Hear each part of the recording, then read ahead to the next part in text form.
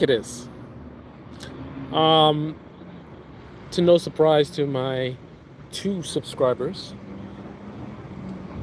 but I did mean what I said. It's just not what you think it is. Trump is absolutely going to win against Iran, but I'm not talking in terms of from a military standpoint. I'm not talking about anything really directly related to the actual war itself. I'm really speaking about, and I hope it's not too windy, I'm really speaking about the politics of it all, right? Now, left wing media would love to juice you up and tell you about how, you know, there's a MAGA civil war, and they're revolting and all this kind of stuff. But the reality is, MAGA ain't going nowhere. The fact that you have some people that have some level of disagreement and they're out there posting and saying we shouldn't go to war and this and that and blah blah blah. Listen, man. Put aside all those little clips that you're seeing. First of all, let's start with the numbers. How many millions of people voted for him? So, if even 1% of them, regret their votes, that's a ton of people, right? So you can show tons of videos of tons of people saying they regret their vote, and yet him still have extremely high support because again, 1% of how many people voted for him? Like, was it 70 million or something ridiculous? So yeah, just keep that in mind.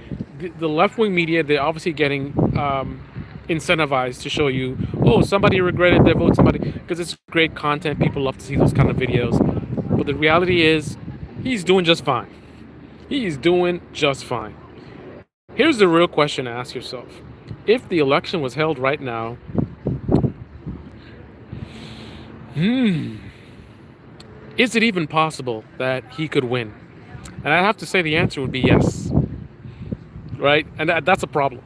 Now, because a lot of people in this country are delusional, they think that, he won by a landslide and all this kind of nonsense. But he barely won.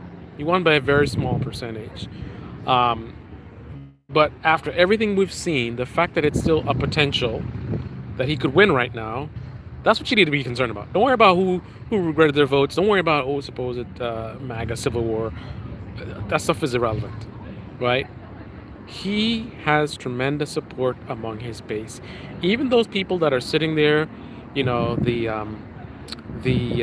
Dave Smiths and the Candace Owens and whoever else that are sitting there, calling him out. Listen, man, we got an election right now. All these people will just fall in line. Don't be fooled, man. Do not be fooled. This is the way it would work, right? So one of the big things he ran on, he always talks about, if I were president, this war wouldn't have happened. People who voted for him supported him, talking about he's anti-war and Kamala would take us to war and all this kind of narrative. But the reality is, I would say most of the anti-war people don't call themselves anti-war people, are not going around on social media talking about anti-war stuff, right?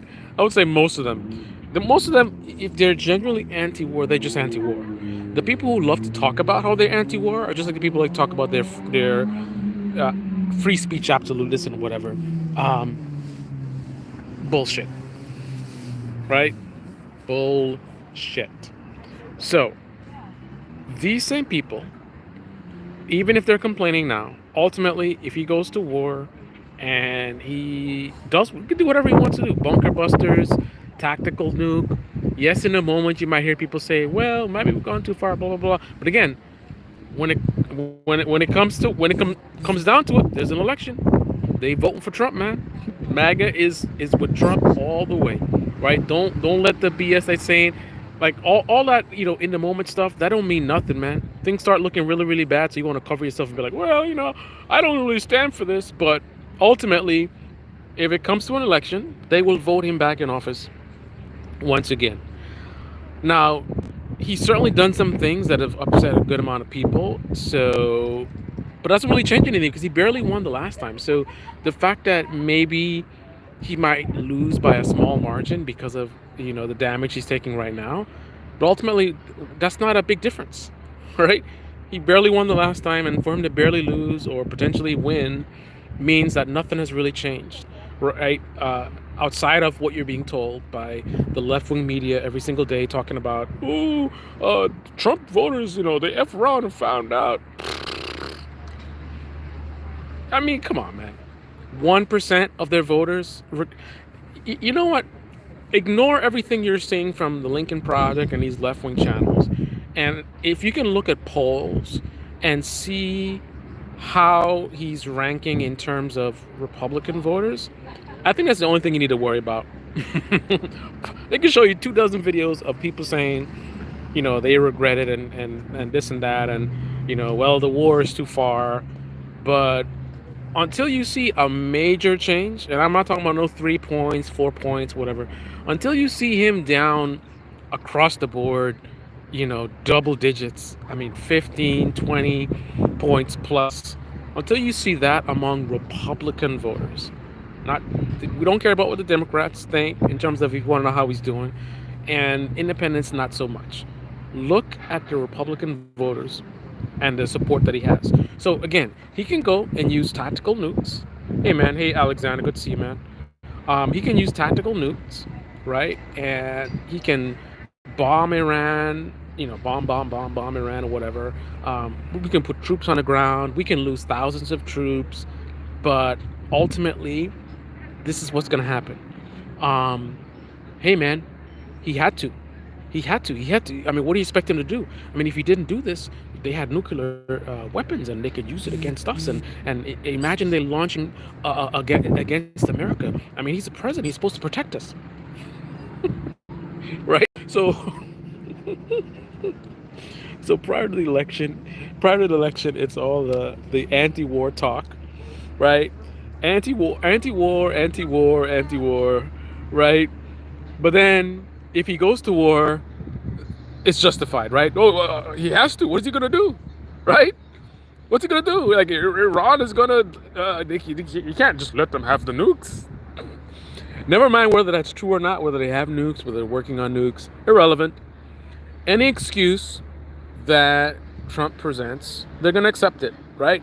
So he can make up whatever excuse he wants to justify what he's doing, say that he had no choice. He can even spin it and say it's because of Biden. If Biden had helped Israel more when he was elected, then Iran would have been able to do X, Y, and Z. And then, I'm mixing up countries again. Israel would have been able to do X, Y, and Z. So therefore, Iran would have been taken care of or something. Or, blame it on the deal. Even though there was the nuclear deal, right? Even though there was a nuclear deal that they were following, where they were not doing nuclear weapons, they could even use that. It's like that's a thing that should be incriminating for Trump. But he could actually use that as a defense and say, "Hey, man, the reason why I had to go for war is because of what these Democrats did. They had this stupid nuclear. I can't even remember what the name of it is. Nuclear deal or whatever it was. It was a horrible deal, and due to the deal, it made them actually get more nuclear weapons or something. Just spin it and make it like it's the bad deal, and it's actually lucky that he was able to get out of the deal when he did. But unfortunately, enough damage was done to where now we gotta finish it. We gotta. Look, man, MAGA ain't going nowhere. So Nomad disagrees. He says, I disagree. I'm not MAGA, but I am in touch with those who are. There is a massive break in MAGA. Listen, man. And I think I mentioned what you're talking about already, right? I said, don't worry about what they're saying in the moment. So what you're saying is not challenging what I'm saying. And I already acknowledge that there are people who are, regretting him and whatever. I'm not saying that's not a thing. What I'm saying is, when it all matters, right? When it all comes down to it, and there's another election, they vote for him again, right? This is listen. If let me give you an example of what I'm talking about. I know this is not the best example because Ben Shapiro is a he's making money from this, right? But he was a big never Trumper. He was against Trump. He accurately and honestly complained about problems with him, right? And he made this big fuss, and he he was very aggressive in his calling out of Trump in the beginning, and then he saw that the money was in supporting him, and then all of a sudden he's all pro Trump, right?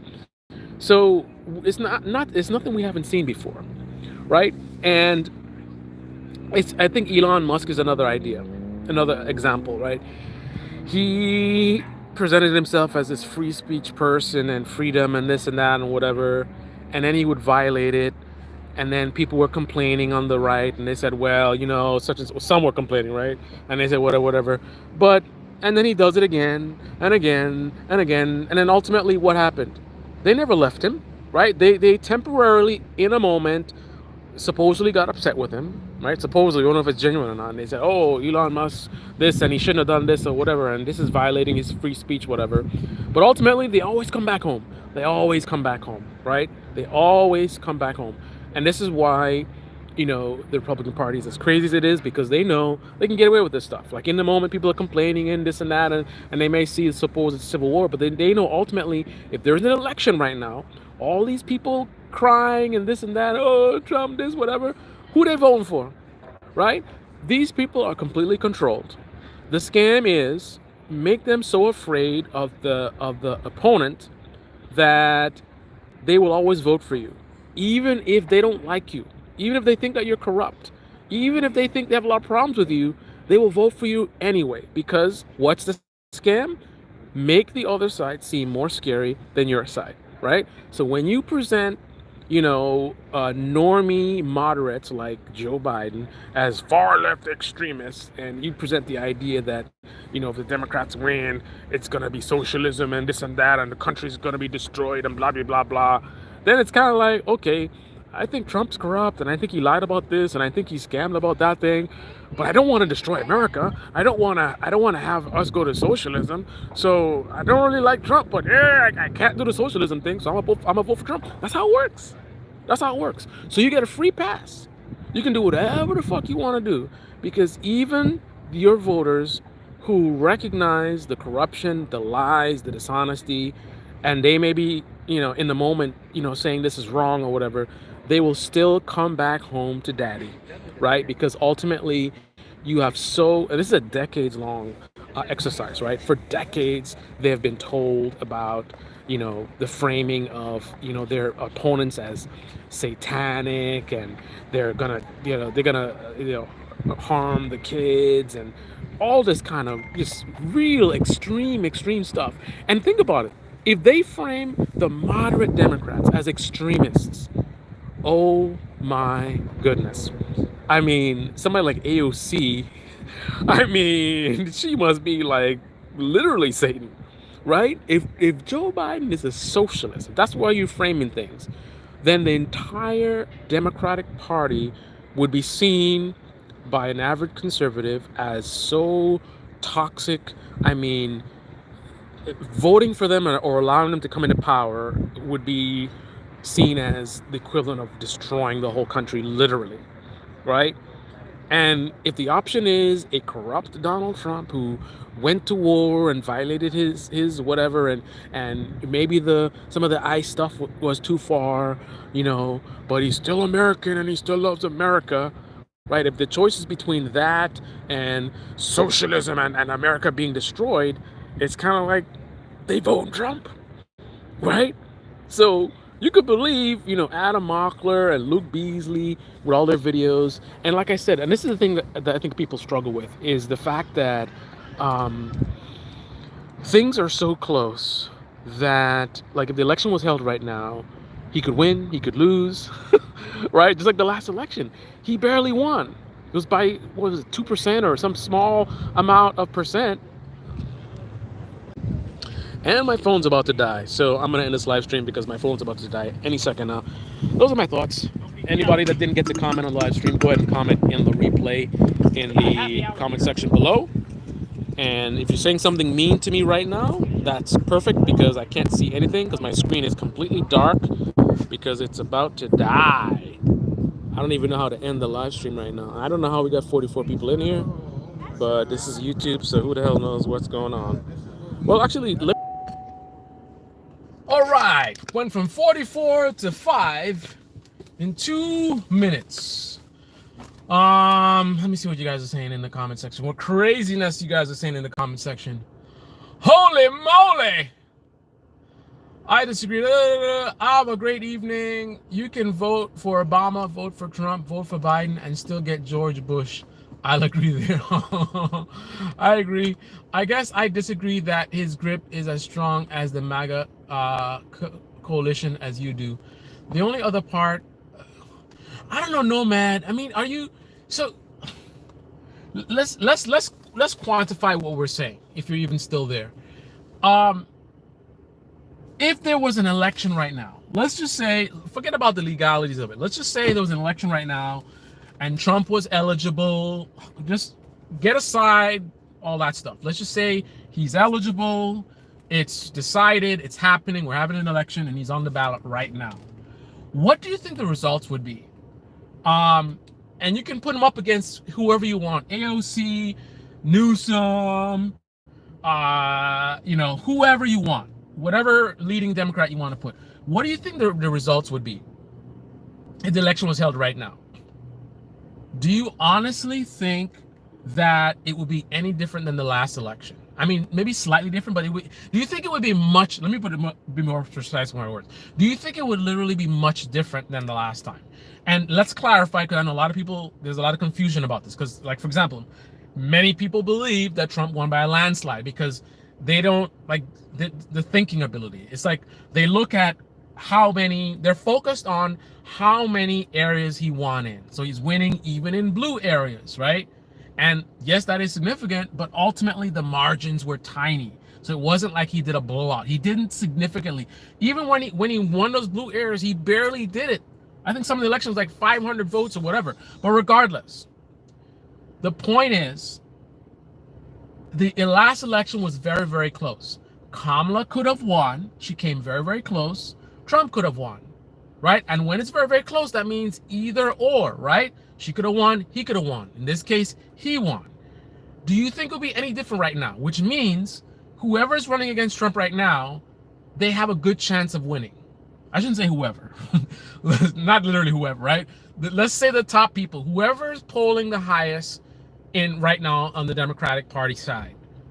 If they ran against Trump right now, do you think it will be any different? And any different means that whoever wins by no more than, let's say, 3 points, 4 points, something like that. So meaning it's almost like statistically tied, right? Somebody sneezes and the other person could have won, right? I believe that that's what the election would look like right now.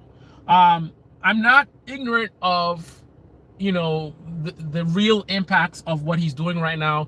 I'm not ignorant of, some of the people that voted for him in this election are new. They might be first-time voters. And they had unique concerns, like maybe they're really concerned about the border or whatever. So there's a percentage of his voters that are not like the hardcore people that are just kind of new, so they don't have that level of glue to like Trump and even the Republican Party. So that being the case, and the way things have gone so far, I can see a lot of those people peeling off, right? So I do get that, but I don't know, man. I feel like, again, the election was close, so these people might be the 3 points that allowed him to win. So in theory, if most of them go, he might just squeeze by and still win, right?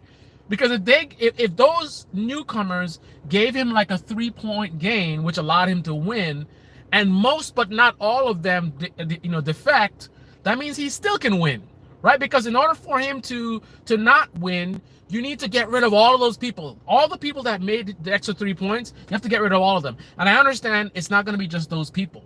There's some people who maybe voted for Trump the second time, or they're more dedicated, Republican voters, and you might lose some of them. So when you take some of the newcomers, if a lot of them step away from Trump, and then you have a small percentage of his normal voters, his normal base that steps away from Trump, the net effect, that could be the one that puts him losing by 1 point or 2, but it's still like within 3. Like, I don't see, if I watch Luke Beasley and I watch, most of these left-wing channels, I would feel that if the election was held right now, Trump's losing by double digits. He's losing by 15 points, 20 points. That is the way it feels if you listen every day. Oh, F around and find out. Oh, F around and find out. Oh, Trump voter regrets his vote. Whatever. Again, 1% of the total amount of people that voted for Trump is a really big number. That is what's that? Thousands of stories? You can get thousands of stories, way more. The amount of stories you're hearing from these left-wing channels, you can triple, you can 10x them and still be at that 1%. So statistically, almost insignificant, all right? A 1% detraction from his base doesn't really mean anything. But as far as content, you can make it look like it's much more than it is, just like they do with the plane crashes. You have one big plane crash, right? And everyone gets, oh my goodness, planes are falling out of the sky. And then a story that normally nobody would care about, like some small plane crash with two people. Like a month ago, that happens. Nobody cares. It's like, oh, these things happen. But if you tell that story right after a big plane crash, then it's kind of like, oh, what's going on? And then if you tell another story within a week of another small plane crash, it's like, and people have this sensation that all of a sudden planes are just falling out of the sky, even though it could be not much different than it was before. But it's just, to you, your perception is every time you turn on the news, there's another story of some other plane that crashed, right? Because previously those stories weren't being reported, or previously you didn't care, so you weren't looking at those stories. So that's what happens when you Luke Beasley and whatever, if they keep every single day, oh, some Trump voter regret, some Trump. So the perception is like, oh my goodness. But like I said, I think the only thing that matter, like, ignore their videos. If you want to know what's up, look at the polls. How is Trump doing among the Republican base? And I wouldn't pay attention to anything less than a 6 to 8 point. I'm not like a polling expert, but this is just my instincts telling me. I'm not interested in anything less than like 7 points, his points going down. If I see him going down by 7 points, that doesn't mean anything to me. I'm just like, whatever. I need to see 10 points, 15 points plus.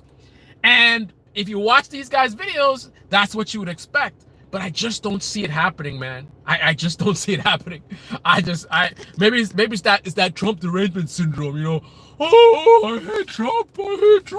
Oh yeah, I can't think about anything else but Trump. Every morning I wake up and it's like Trump. What they call it? What's that stupid term that they have such childish names they come up with? Something about a mass psychosis. I've got the math. How the hell do we have 120 people listening? This is so stupid. YouTube is so stupid. Like, who is 120 people listening to my channel that I barely get 100 views on a video? Like, YouTube is just so insane, man. If you guys love Trump, go ahead and click on the thumbs down and comment and tell me why I'm wrong. If you hate Trump, give it a like and tell me why you hate Trump, and don't embarrass yourself by saying you hate him because of his tweets. That's one of the most annoying things. It's like the loudest voices against Trump. If you sit there and you ask them, like, what's so bad about Trump? And then the first thing comes to mind is something about his tweets. And it's just like, bro, it's just because people, there's this perception on the left that, like, the left, they get it. They know what's going on. On the right, oh, there's one of those stupid cyber trucks.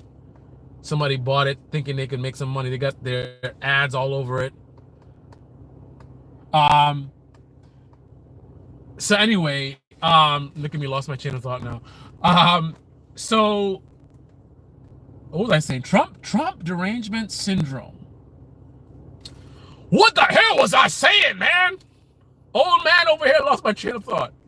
Sir, you explain. Oh, I was saying if you people who don't like Trump, and then the first thing comes to mind is that they talk about his tweets, and that's just to show the reality. I try to tell people, man. Um, yes, I do recognize some issues in the Trump base and the Republican base. Fine, sure. But I always say, remember, before you spend time looking down on Republicans and Trump voters, remember, they're Americans too. And they went to the same failing schools that most of us did. Our schools are failing us. We're not teaching our kids how to think critically. So if you're on the left and you just like to look at conservatives as a bunch of buffoons and they're so dumb and they don't think critically or whatever, I have news to tell you, man. Folks on the left, you're not special. You're not from some other planet. You're Americans. You went to the same schools, right? I know that more Democratic Party voters are more educated in general, but being educated and having critical thinking is not necessarily the same thing. Like you could have a bachelor's degree in whatever, and it could be something stupid, right? Or it could be a legitimate bachelor's degree. That doesn't mean that you have good critical thinking skills, right? You may be able to memorize stuff, you may be a good test taker, right? You may have worked really hard at it or whatever, but that doesn't mean you have good critical thinking skills. So simply being more educated, that doesn't mean that you're better at critical thinking. So point being, just like how you see a lot of conservatives and Trump voters being easily manipulated, and they're talking stuff they clearly don't understand what they're talking about. A lot of it's emotion and it's tribal. Listen, man, you folks on the left, you're doing the same thing. Like a lot of people sit there watching like what's it called? Lincoln Report. Is it Lincoln Report? Lincoln Project. Oh my goodness, I'm being boomer. A lot of you guys are watching like Lincoln Project, and you know you watch these videos and they play with your emotions, and you're like, Trump did this, Trump did something else, and Trump, right? And a lot of it's very emotional, and you're not really thinking for yourself. You're not spending the time to do your own analysis, your own evaluation. You're not doing your own research and looking into things. You're allowing these people to tell you what to think, right? So since you don't have a lot of your own original ideas, and you don't realize, a lot of people don't realize, conservatives, liberals, progressives alike, right? This is just a fact of reality, right? A lot of your ideas are not your own. Your ideas come from the thought leaders that you follow, but you don't realize it, right? If you keep listening to people over and over again, putting certain messages in your brain, over time, it's just like when you're studying. Like if you're trying to learn something, what do? You keep reading the same thing over and over again, and you're trying to make stronger impressions in your memory such that when you get a test, right, it's right there, right? You're trying to build these solid memories. It's these solid records in your brain, right? Well, when you watch partisan media, whether it's left-wing partisan media or right-wing partisan media, whether you want to accept it or not, there are certain ideas that they are putting in your brains. It's almost like a form of brainwashing, where you hear something long enough, you begin to adopt it as true. And then you will argue with passion as if it's your own ideas, as if it's what you believe, and you don't even realize that that was pushed into your brain. And that's one of the reasons why on this channel I focus on propaganda. So I talk about a lot of propaganda in mainstream media and independent media. I realize that even though I know the tricks and I'm the guy who knows better, I realize that I'm still human, and I realize there's a danger. When I watch a lot of these propaganda videos, especially certain people that are really, really good, like I'll tell you some dangerous people. People like Ben Shapiro are very dangerous. People like Tim Pool, I think, is also very dangerous. There's also people like, I don't know if I'd say Glenn Greenwald and what's that other moron? I forget, the Twitter Files guy. These guys are very, very good, and even somebody like me who knows the game, if I watch their content long enough, certain ideas can start seeping in, right? So all that is to say, a lot of people who don't like Trump don't even have a strong sort of like they can't in a very sort of deep way explain the real dangers of Trump, right? Because a lot of it is emotions, right? They watch certain content, the certain content, and I'm not saying that a lot of stuff they're watching is actually true. They point out real bad things about Trump, but again, the audience is not thinking that much, right? So you don't have a lot of deep thoughts about Trump. It's just a lot of feelings. Every day you turn on whoever, Lincoln Project, whatever, and they're like, oh, Trump did this and Trump did that, and you get upset, and that's how they're making the money, right? You get upset and like, oh, I'm sick of this guy and get him out of the office. And then somebody comes, and that's another way of making money. So if you're a conservative creator, that's how you can easily go into the liberal area, and you just walk up to some random liberals and you say, hey, what's so bad about Trump? And then they will say the most embarrassing things. The first thing out of their mouths is, he's just the things he says, he's just so stupid, and the tweets, and like if tweets is the first thing that comes to mind when you think about why Trump is a problem, then you are absolutely clueless to the absolute danger that he represents to the country, right? But again, the folks on the left went to the same failing schools as the folks on the right, so there's a lack of critical thinking on both sides, right? So that is why you have this sort of effect where you have people that are being very emotional and they're just sort of being strung along by the string pullers in the media, whether it's mainstream media or independent media. I don't know why we have 168 people watching this, but I'm not complaining, but YouTube is just a weird platform. And now I have so many comments, I don't even know. I can't even keep up with you guys. Let me see. I'm sure there's a bunch of nasty, childish comments about how stupid I am and the left this and the left that and whatever, communism, and Kamala Harris is a man, and the election was close. Exactly. So this person's CD legitimately, like, I believe this person is being honest. Like, they legitimately don't have any clue. Like, they don't understand the points that I'm making. And the thing about it is, I don't know this person, but I would bet good money that even after me explaining in great detail why the election was close, they still wouldn't get it. And that is just the state of America, right? That is why Trump is president right now, because we're in a country right now where basic facts, like, you have so many millions of Americans that don't even have an understanding of how the last election went. Like, think about that. Like, think that is insanity, that we're in a country where an extraordinarily high amount of people believe that Trump won by a landslide. Like, legit.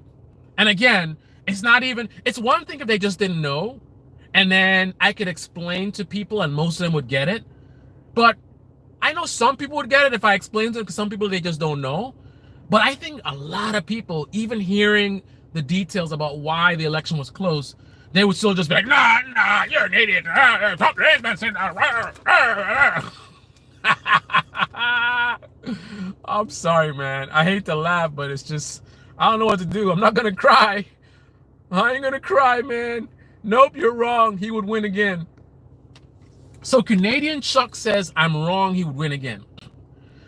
I mean, I don't know. Are you referring to me? Because I said I believe he could win.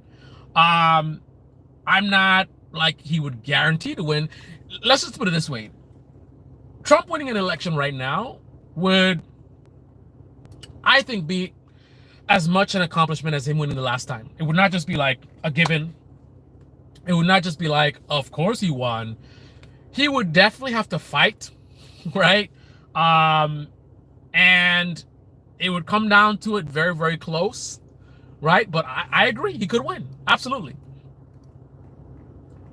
I'm not taking my info from left-wing channels, but right-wing. It's not going well in the coalition. It's much broader in terms of, hey man, I don't know everything. I could be wrong, but I don't believe so. You have an accent. Where are you from? Where am I from? That's a question that many Americans can't answer. When you ask most Americans where they're from, they answer where they live. You're only from one place, and that's where you're born. Unless you're saying, where are you coming from? I'm coming from, like in terms of right now, my current trip. But you're from where you're born. If I were a Democrat, if if it were Democrats' fault and you heard the news every day, you care, I bet. I'm not sure what that means. I gotta go back to Bill Cosby. I don't know what to say. Jam it on the one. Baby, baby, baby. I don't know what to say. Only old people know what the hell I'm saying right now. Everyone else thinks I'm crazy. I am crazy, but I mean, message helpful review. Let's see what it is. Let's see what's is gonna hurt my feelings or not. Show. Another moderator already handled it. So, loser. You're wrong because you're a loser sitting in your truck during a business day. Got him. Sir, you explained this very well. This applies more to just President Trump issues. It applies to many, many things. Thumbs up for educating. I appreciate it. So Sandy, good to see you, man. Let's see another angry comment. I'm doom scrolling you while take a shit and your reminder of what a loser never want to become. Now, if I were at the maturity level of Donald Trump, I would try to make a comment about grammar or something like that, but I don't need to. Didn't like his mouth the first go, but liked his policy. Didn't like his mouth. Like all of him now, and voted for him. And there goes a Ferrari F430. Somebody's making some money around here. We had a Cybertruck go by. Now we got a F430. I mean, it's an older car, probably like 70 grand now, 80 grand. That's not the first thing that comes to our mind. The fact that he's eroding the Constitution. Truth Seeker, you're probably, as your name suggests, probably a little bit more informed than most. But I think if I were to just walk around in a liberal area and ask people, I'm not gonna get people like yourself who probably watches a lot of politics. And therefore, I'm probably going to get a lot of ridiculous responses. Like, just watch any of the conservative videos where they do on demand on the street interviews. And by the way, that's been a long time scam, essentially. I mean, you know, I can easily, if I want to, I can easily go in a liberal area and do a bunch of videos. And my whole thing is, look how dumb liberals are. Or if I want to, I go in a conservative area and I could do the same thing and say, look how dumb conservatives are. Or I could just say, look how dumb Gen Z people are, or look how dumb boomers are. Fill in the blank, right? And there's so many reasons for that. But if you just go around randomly asking people a bunch of questions, it's not too hard to find many situations where they give the most ridiculous answers for some things that are seemingly very basic. And you're like, man, you don't even know this, right? So if you want to manipulate and you want to make it look like, you know, one side is dumber than the next or one group is dumber than the next, you can easily do it. Pick a group that you want to target, and I guarantee you, there's almost no group. And I was going to say, unless you're talking about MIT, but even MIT, there's no group that if you want to target and make them look stupid, that it's not easy to do so if you just walk up on the street and ask people questions. And I paused on MIT because I said, well, MIT, you know, that's MIT. These guys are really smart. But, okay, if you're going to go to MIT and you're going to ask them questions about science and math, I mean, certainly you're going to have trouble probably making them look stupid.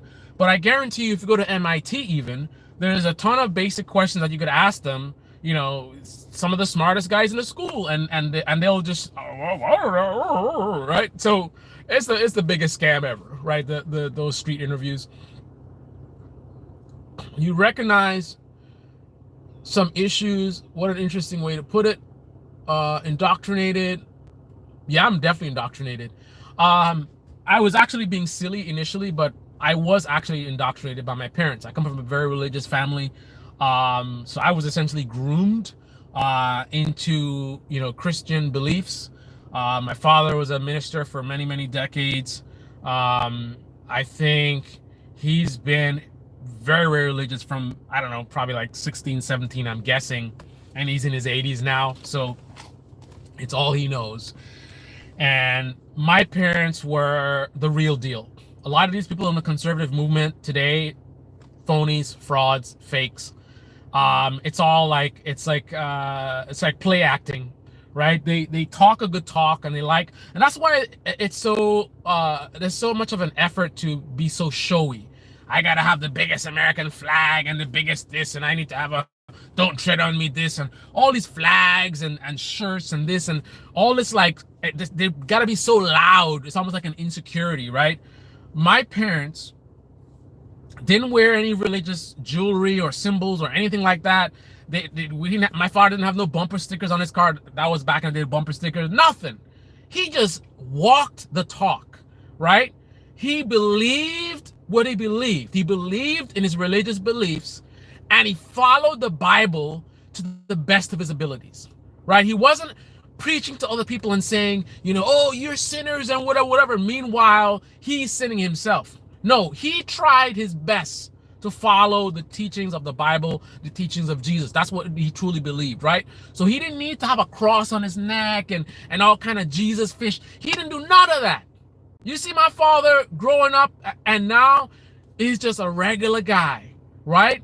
The way that you know his beliefs and what he's about is through his actions, right? And that's why I'm the way I am. I'm not about, trying to, flags and this and that or whatever, and trying to, I'm this and I'm that and I'm whatever. Like, my thing is live it, right? If you are something and you have a certain value, live it. Let people see that you are honest, that you are whatever you are. If you're a patriot, be a patriot. Stop talking about I'm a patriot and we're patriots and I love America.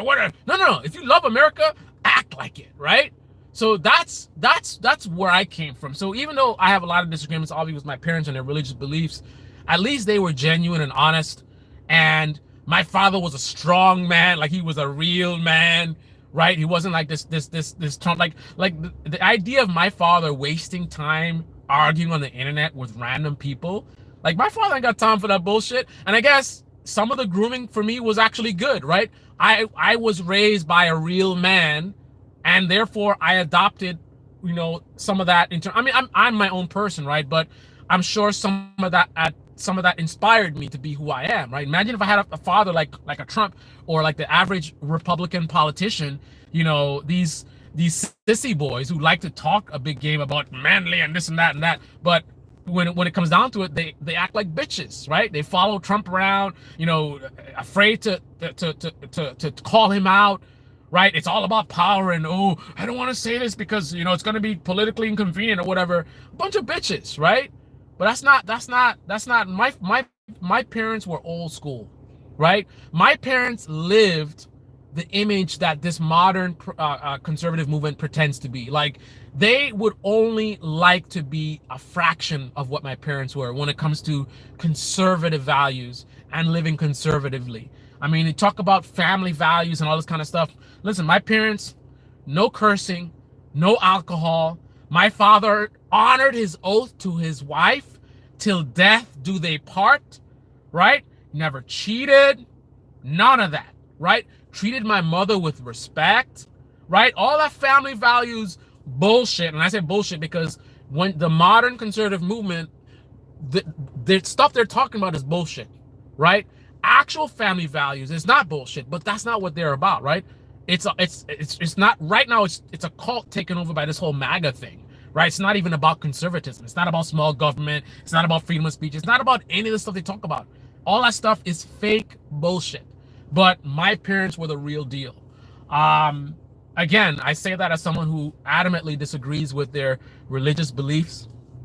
But one thing I can agree with them on is their values. Honesty, respect, dignity. I mean, my father, he took it a little bit too far. My father, let me tell you about my father, man. My father was a guy who he cut the grass. Oh, man. My father cut the grass in his church shirt and his church pants. he didn't want to wear sneakers. He didn't want to wear sneakers. He didn't want to wear t-shirts, right?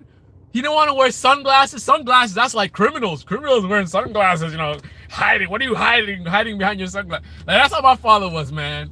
No t-shirt, no jeans, no sneakers. He's literally in the yard, cutting the grass, pushing the mower in his church pants, and I think church shoes, because yeah, he wasn't wearing sneakers either. Like that's my father, man. He followed what the conservative movement today, their talk, he followed it to an extreme. Like, that's an extreme. Like, dude, you're gonna cut grass in like polyester church pants. I think that's a little bit too far, right? You're at home in your own yard, you work so hard to be able to afford that house, and I think it could be a little bit more relaxed. You don't have to wear shorts. He's definitely not wearing no shorts, but you could wear some jeans, man. But that was my father, man. That's where I'm coming from. How is he eroding the Constitution? Example, please. Yeah, man. That's one of the frustrations about politics today. If you know anything about politics in this country, then you know that somebody who's watching my video right now is engaged in politics enough to know better, right? They're engaged enough in politics to know better. So what that tells me is, if we are over 100 days into the second term of Trump, and you're asking a question like that, then I know without a doubt, then me trying to explain it to you is a waste of my time. But then that's a double-edged sword, right? Because by me not explaining it, then it's like, oh, you can't explain it because you're wrong and you don't have any points and da da da da da da da. And then it gets even worse than that. Not explaining it is exactly what someone in the MAGA movement might do, right? So then it makes me look like I'm doing the same thing. Like someone who doesn't really understand what's going on, like an outsider looking in, that's what it looks like. It's like, oh, the MAGA people, they say all this kind of stuff, and then when you question them, they don't want to answer. And then here's this guy calling them out, and he doesn't want to answer either. So I don't know. I mean, it's all I can say. I do appreciate that it's very confusing times that we're living in right now because of all the propaganda. But I will say that I am perfectly willing to defend all of my positions and points, but I am very strategic about who I defend them to. I need to see some level of evidence that the person is actually serious about knowing the truth. Like, that's one basic requirement.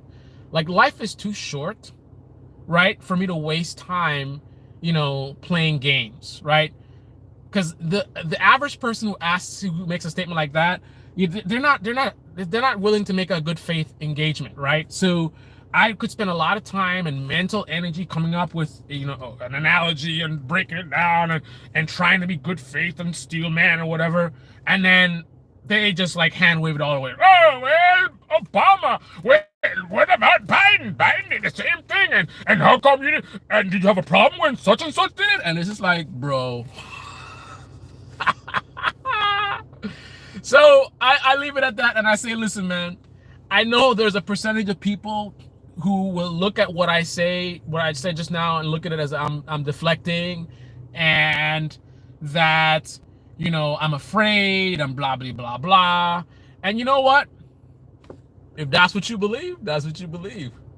That's what the difference between me and somebody like a Trump or the typical Republican politician, right? I don't feel the need to I don't need validation. I don't need you to believe me. I don't need you to like me. And again, things are so confusing because that's another parallel where someone in the Republican Party could say the same thing, and it's like, what's the difference between me and them? But the difference is, you will hear a Republican sound like me in what I just said, right? Like, you don't like me, whatever, this is it, and take it. But then you have to look at the broader picture, right? And look at the pattern in their behavior, right? Are they consistently independent, or do they consistently go along with the tribe, right? And you have to look at, like, a lot of these politicians are now influencers, right? So they're online and they're trying to get likes and followers and whatever. So they have this incentive structure to want to get the validation on whatever, right? I don't have that structure, right? I don't make any money doing this, and a lot of YouTubers will say that before they get successful, right? They try to downplay their failures and say, well, oh, I just do this for fun or whatever. But listen, man, I've had successful YouTube channels, right? I have videos with millions of views on it, right? I am doing this not for money, right? As a matter of fact, I walked away from that, right? I had successful channels that I walked away from just because I believe that what YouTube is today, it's just really, to just put really short, it's really bad, right? It's a really, really bad platform. They're elevating a lot of really bad content, and it's all about chasing trends and all this kind of clickbait stuff. And I'm not just down with that, man. I was better with YouTube when YouTube was just about doing quality content. You do quality content and the views will come, and that's fine. Now it's chasing trends, and I don't want to chase trends, right? But these politicians who will pretend like, well, I don't care what anybody says, their whole thing is about chasing trends and whatever, right? They look at their social media following every day. You know, whatever the talking points for MAGA is, you know, oh, this and that, whatever. Like every day they're rage farming or whatever it's called on Twitter. And again, they're making money from this. There's a incentive where they gain from that. I gain nothing, right? I get, whether you like me or not has no effect on my life, right? I don't make any money doing it, and I have no interest in making money in the future from this, because I look at YouTube, and I'll explain why. I look at YouTube as very unstable, right? Like I have a friend on YouTube who has a channel. Her channel just got banned. I've known about this for decades. I had channels that got deleted, right? You can work very hard and have a channel wiped out overnight, and you can't talk to a human, right? Even people with big channels, a lot of followers, unable to get any support. Like, I'm not going to invest my time and energy building a business on YouTube, knowing that at any moment that could just happen just like that, right? I know starting any business is a risk, but it's not just like overnight, right? It's like you start something and maybe successful, and then over time the trends go against you, whatever. But it's not trends. It's literally overnight. You wake up, your channel's deleted, or all of a sudden they change the algorithm, and now it's like everything's going down. Like, not interested. So when I say it doesn't matter to me, you know, whether you like me or not like me, it's legitimate, because again, it literally has no effect on me, right? In fact, here's another proof. All those people who say that they don't care what you feel, I want you to look at their content, and I want you to consider whether the average thing that they put out would be popular and is popular with the primary demographic that they're targeting. If the answer is yes, if most of the stuff they're putting out, like for example, if I'm a Republican politician and on average I'm posting about DEI this and CRT this and Trump is great and he loves America and we have to defend Israel or whatever, like a lot of like MAGA talk, like freedom of speech, whatever, right? It's not a coincidence that everything that I'm putting out is literally something where a certain group would like to hear. That's not the case here, right? I have said things. I have turned away some of my best subscribers. I have a very small channel with very few subscribers. And I have knowingly put out content where I have called out their beliefs. I have went hard against people I know they like, right? And I've had people that have unsubscribed as a result of that. And yet, what do? I keep doing it. I've been doing this for, 5 years?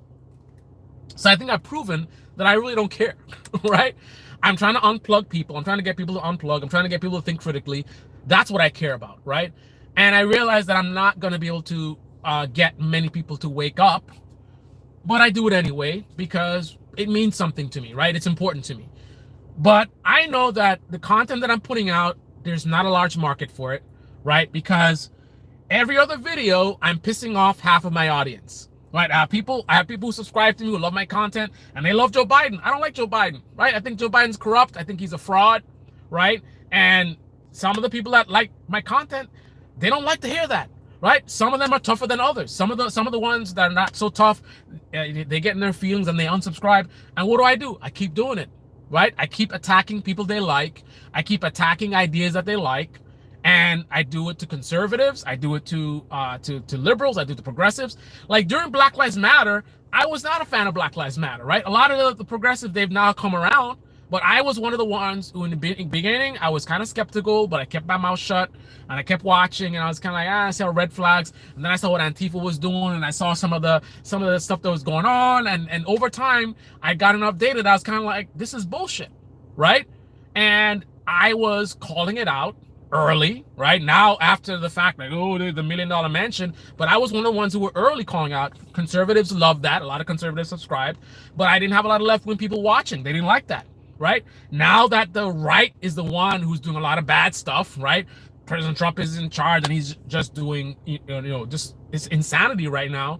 So obviously a lot of my content, I'm pointing out like, hey, just like I was going against Black Lives Matter and calling out the movement while all the left-wing channels were with their flags in the background and like Black Lives Matter and this and that, and the only people that they were looking at in terms of critiques were coming from dishonest right-wingers, right?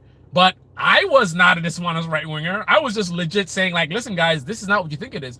I was in opposition of what people thought about Kyle Rittenhouse, right? My position was not popular by left wing folks. So that's another thing. Right wingers, I'm sure they love that part, right? But now that the right, January 6th, one of the big things that was bad for the right wing, and right now is a very, very bad moment for the right. So I'm calling it out. So now what happens? Now left-wing people are more like, oh yeah, calling out whatever. But even them, they watch me long enough and then they hear me calling out maybe some of the stupid housing policy stuff and they think like maybe I'm some kind of enlightened centrist guy or I'm like a both sideser or something like that. They come up with these like delusional ideas of what I'm all about, as opposed to just recognizing that no, I'm just an independent, right? I'm a political dissident, right? I'm not part of a tribe, right? And I'm not just going along with the momentum and whatever sounds cool or whatever. I'm actually thinking deeply about what's being said and the policies being presented, and I'm looking at the evidence. I'm looking at the results. I'm living it. As a matter of fact, I'm very, very politically engaged. Not just like, ooh, YouTube videos. I have spoken and challenged my mayor multiple times, very aggressively. In fact, the last time I spoke at our meeting, I said to my council, I stood up as a person with not a lot of allies, because I know the local left-wingers don't like me, right? I know the local right-wingers don't like me. They might think they like me because me as a landlord, like, okay, I'm with them, but they've heard enough of me not to. So I'm kind of isolated, not with a support group, but I stood up there and I stood up against the mayor and the entire council. And I said to them, the way I look at them is, I said to them that I look at you guys as, did I say incompetent? No, I don't think I said that strong. I said dysfunctional, I think is what I said. And the mayor was he didn't challenge any of the points that I made, right?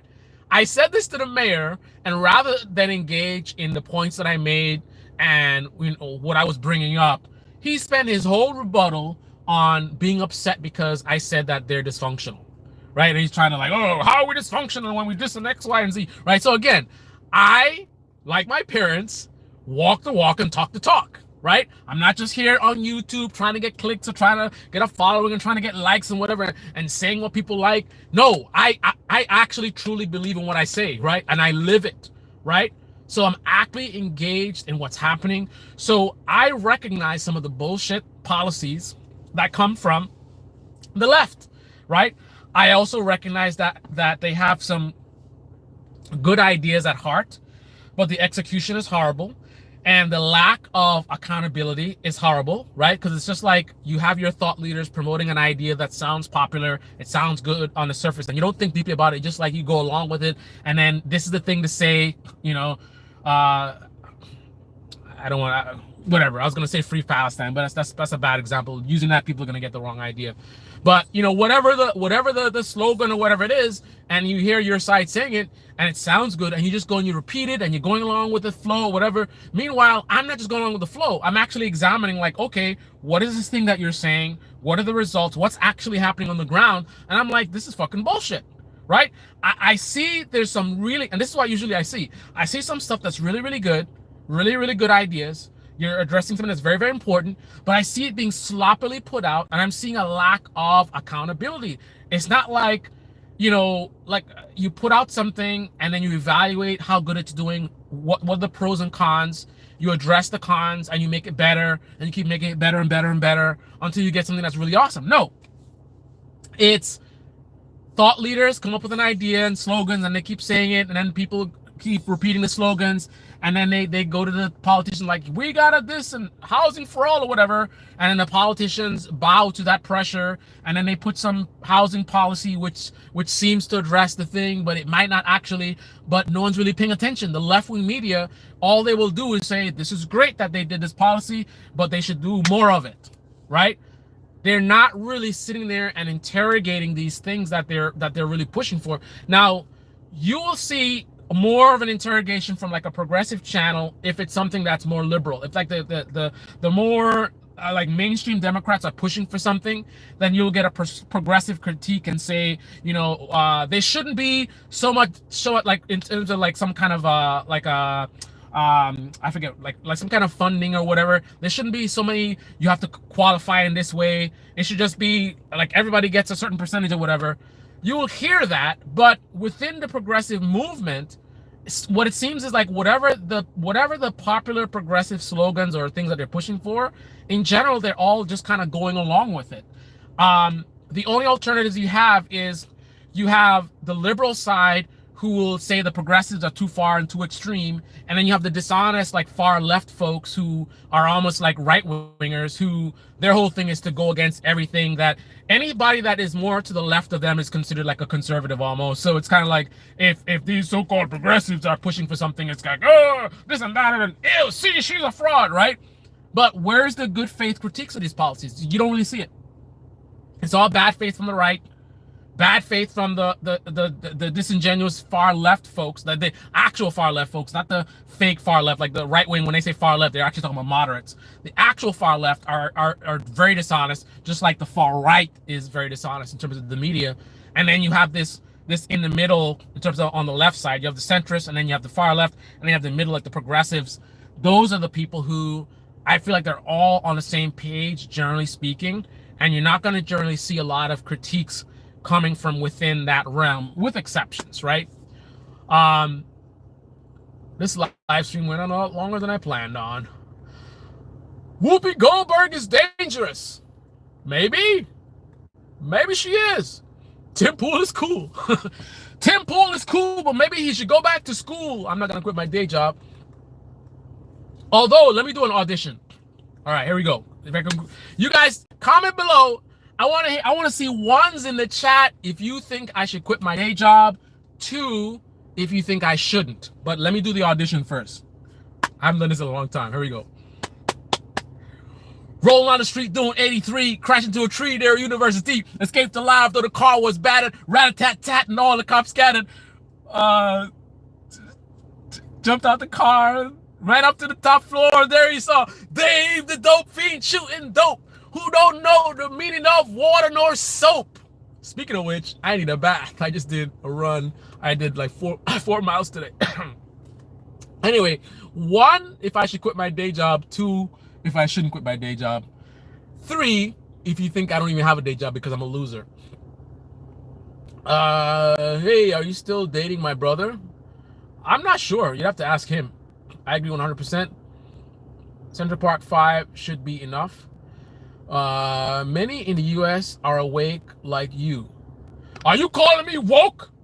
You calling me woke, son? I'm not woke. I know I just did that, but whatever.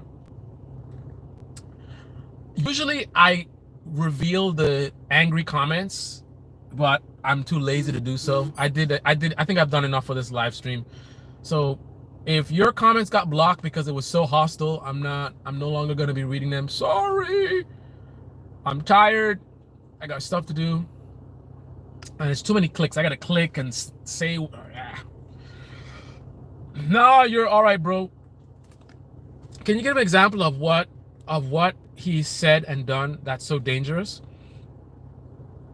I have no idea, man. I think his tweets are the problem. That's what bothers me. His tweets are going to destroy the world. He's about 3.5 trillion to Martin AI debt. I don't know what that is. To Martin? That's probably a typo. He's not about to involve in the Iran war. Both parties had slaves vote independent. Okay. You want all 7 states, swing states, and you think it was close. Wait a minute. He won all 7 of the swing states. If he won all 7, that means it's like 100% win. So if he won 100% of the time, how is that not a landslide? It's like there's a competition and you win every single competition. Like, isn't that like you dominated? I think there's an important thing, right? When you have a disagreement with someone, right? You believe you're right, and the other person believes that they're right. Here's a clue to help you to know whether you're on the right page or not. Can you accurately describe what your opponent thinks? If you're wrong, you probably can't, right? Because think about it logically, right? If you're wrong and your opponent is right, that means they know something that you don't, right? And if you don't know the thing that they know, which is why they're disagreeing with you, then you necessarily can't explain it. How are you going to explain something you don't know, right? But if you're right, odds are much higher that you can explain your opponent's position, right? Because that's why you're right, because you know more than they do. You know something that they don't. In a situation where one person's right, one person's wrong, necessarily the person who's right knows more than the other, right?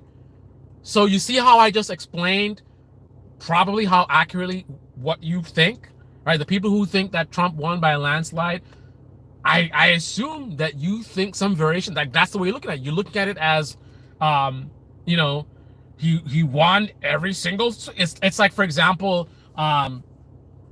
someone gets there's 10 competitions and you win every single competition. That's a landslide, isn't it? Right? Isn't that a landslide? Not when you barely won, right? You have to look at the margin, right? I think number one, and here's, you know, I'm gonna leave it at this, right? Rather than get caught up in a rabbit hole. I'm gonna leave it at the thing that is most definitive, that you can't argue, but you can easily look it up, right?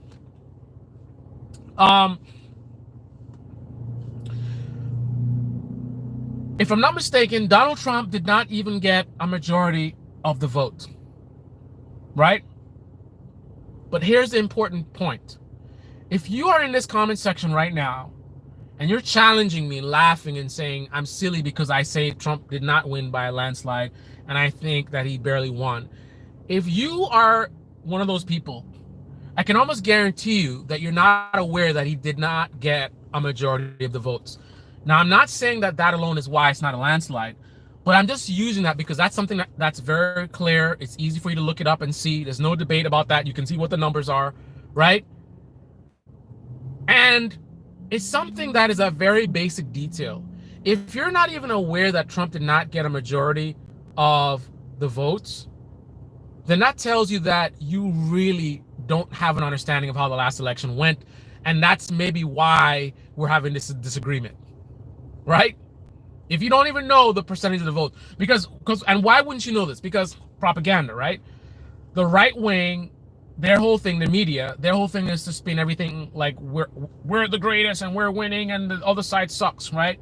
So they're gonna frame everything in the most positive way. So they obviously focus on like how many swing states, and they keep using words like landslide and absolutely destroyed. You know, Kamala Harris got absolutely destroyed and whatever.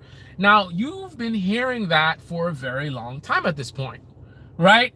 So like I said, what happens if you keep hearing the same thing over and over again?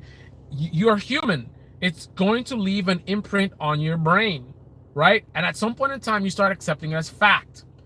You're not even aware where this is coming from, but you have a strong sense that, you know, he won by a landslide. If he won by a landslide, obviously he got a majority of the votes, right? But did he? What percentage of the population voted for him? Did Trump really win by getting votes, or did Kamala Harris lose by not getting votes? I know that sounds kind of like circular reasoning, but the factor is, was Trump, what has the biggest energy? the expansion of Trump's base where he was able to, the net effect, like you can't just look at a bunch of new people that got added, like maybe Hispanics that got added, without considering people that he lost from the first, right? You got to look at the net growth of his coalition. Was the net growth, considering the old people and the new people, right? Was the net vote for Trump in the last election, was that a stronger factor than the net effect of people who did not turn out to vote for Democrats? Like, which one of these had more energy? I think that's an important detail to be aware of. All right, guys, I gotta wrap this up. If you guys are just joining, click on the like button. We're gonna be ending the live stream pretty soon. I'm trying to get to as many comments as I can. ICE agents are incoming. Actually, I spoke to them earlier already. Canadian for Trump here. Why do Democrats lose so many issues? Because they suck. MAGA 26, 27, 28, and 32. Woo! You may not be wrong, but you haven't given any reason or facts.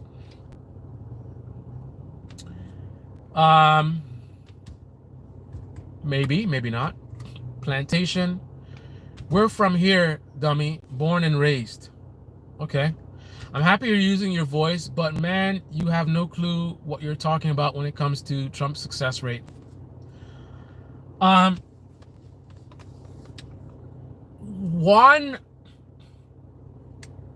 clue that someone doesn't know what they're talking about is when you say things and then they challenge you without actually challenging you. Because notice what this person said. I'm happy you're using your voice. Okay, fine. But he says, you have no clue what you're talking about when it comes to Trump's success rate.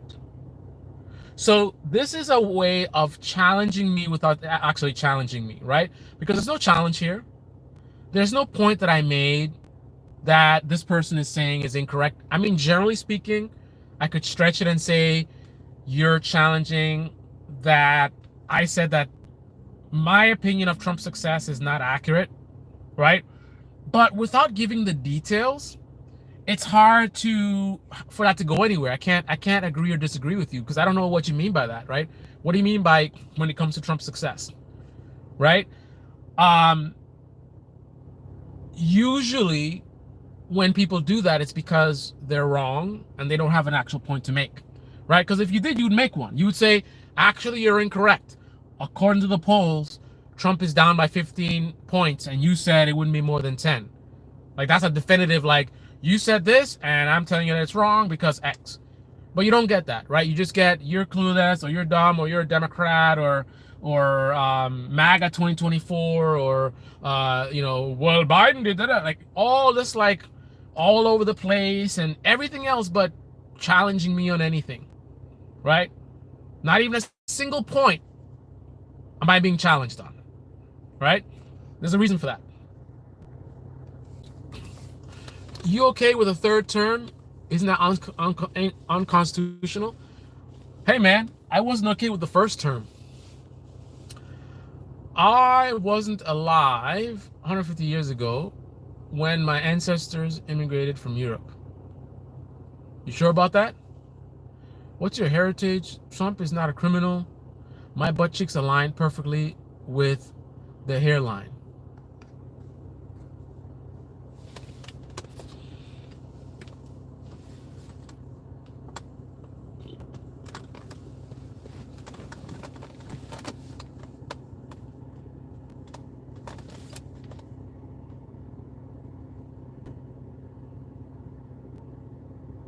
Actually,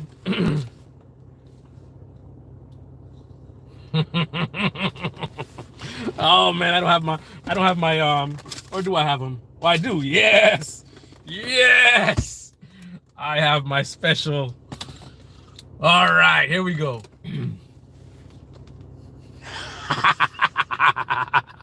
Okay.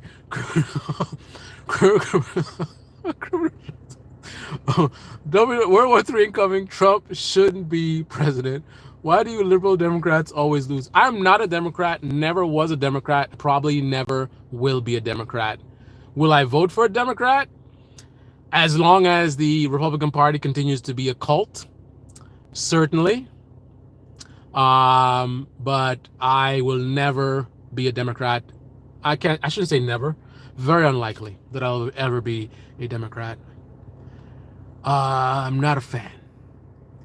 Why have there been so many Democrats wanting to debate on YouTube lately? Not sure. Why are we talking about something that can't happen? I don't know. I don't say Mandela and MLK were felons too. I farted. Okay. Is Trump himself that commented? I don't know. Democrats always on the losing side, always. Okay. I don't think I would disagree with that. I wouldn't say always, right? I wouldn't say always. Let's say there many times. You see like Denzel Washington from Timu. Okay. I think he means seam, but whatever. Just block the trolls. It's a waste of time.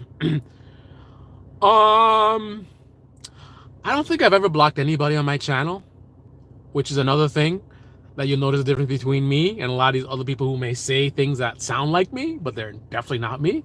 Again, it's not about talk, it's about walking the walk, right? I just don't give a fuck, so I don't block people. And when people leave me angry comments and YouTube hides it, I display it because I don't give a fuck, right? You look at somebody like MTG and all these clown, politician influencers. I guarantee you they block people all the time, man, because they do give a fuck. Whoa, my hairline is in my throat. Why do everybody think we're Democrats? Not all of us are Democrats and hate Trump. Very good point. I mean, there's Republican voters who hate Trump. In fact, here's the sad reality.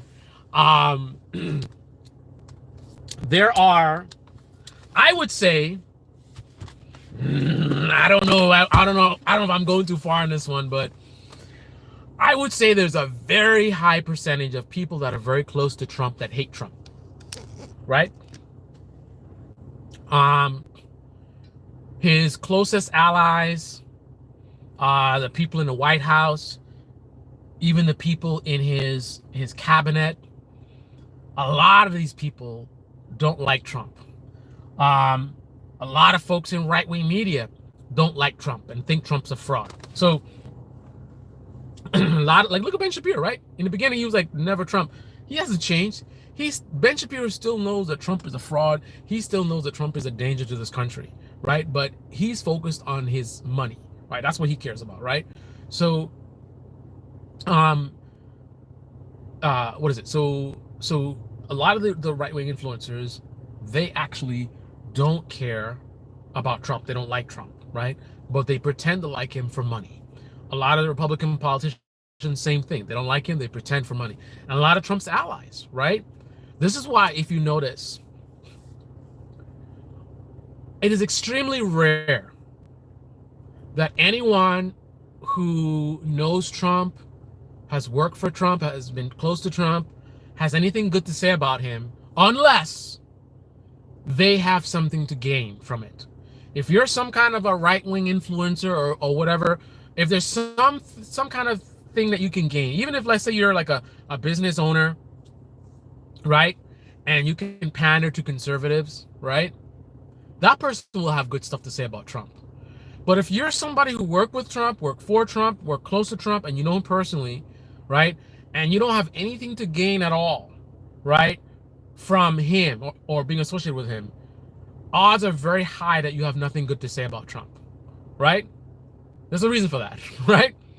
The people who know him best, even his family, even his own family, the people who know Trump best agree with me and the people who don't like Trump, right? That's just the reality. You have a false perception of who likes Trump. You know who likes Trump? The audience. Some people can't handle the truth. The people who like Trump are the audience. I'm not saying only the audience. There's some people who are legit, like an MTG might just be like a true blue, whatever. But I would say a high percentage of the people who have the largest platforms, whether politicians or influencers, who are pro-Trump are actually anti-Trump, never Trumpers. I don't know, I should say never Trump. That's a little bit too far, but they're definitely anti-Trump, and they definitely agree with me on Trump. They see him as a danger to the country. They see him as incompetent, right? Again, a high percentage of the right-wing media influencers and Republican politicians. However, these people are so disgusting, so just immoral, that they choose their own money and power and attention over the country, over their religion, over their family. They put it all behind their quest for power, right? There's a lot of power to be gained from being in MAGA, being close to the president, and that's just too much to give away. So you will look at Trump and think he's a moron, he's dangerous to the country, and he's this and that, and he doesn't follow the Constitution, and you'll be like, whatever, right? Let the Democrats handle it. And then you go online and Trump is great and he's the greatest president and these stupid liberals and the DEI, this and the DEI. And you won't even believe that. You won't believe in the DEI stuff. Like, I believe that a majority of these people, and I know I might be stretching by saying a majority, let's say close to a majority of these people who have the largest platforms that are pro-Trump don't like Trump, right? It is the audience who has been brainwashed, who's been listening to their content, who has been told over and over how great Trump is. Trump is great, and Trump is this and that, and the liberals on the mainstream media, and they're just being mean to Trump or whatever, right? Those are the people who actually genuinely believe that Trump is great and he's the best president ever. Not the people who are telling them that, right? Right? They believe it, but not the people who told them that. That's just a sad reality that a lot of people won't want to accept. It's just like, look at the average cult, right? Try to go to an average person in a cult and try to tell them that they've been fooled. Don't even go as far as a cult. Look at people, scam artists all over the place, right? Go to someone who has been scammed and try to tell them they've been scammed. And good luck. They ain't trying to hear it, right? You're just jealous and you don't understand how it works, and it's not a pyramid scheme. And did you know that a corporation is a pyramid scheme? Think about it. The CEO's at the top and he makes the most money, and then the people at the bottom of the money, it's the same thing. So yeah, man.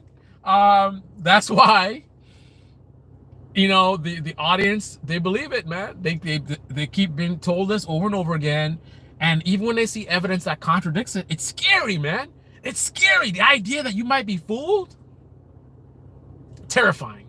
I've seen it in my own father. I'm going to end on this. I'm going to share something personal for those of you that actually stuck out this live stream so long. Click on the like button. Show some support. So I've seen this effect with my father. We've had religious debates for a long time. I think he's given up at this point. We haven't had one in a while, but we've had religious debates. And man, my father is an intelligent man. He accomplished a lot in his life. He came from poverty, no electricity, no running water. That's what he came from. His family was very poor. I mean, where they lived, it's like bushes. I mean, it was pretty bad. My mother, you know, they were poor as well, but not as poor as my father. My father, like, definitely, like, yeah, he was definitely very embarrassed about that, right?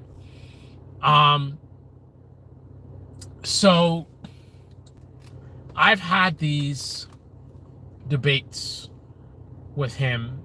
And I guess I lost my train of thought. Why I was talking about the poverty was he came from that, and I mean, he didn't get to be rich or anything, but starting from the bottom, he did start from the bottom, and in the end, you know, before he retired, he had bought a nice house. It wasn't fancy, but it was definitely respectable, and it was in a nicer area, not a gated community area, but it was a nicer area.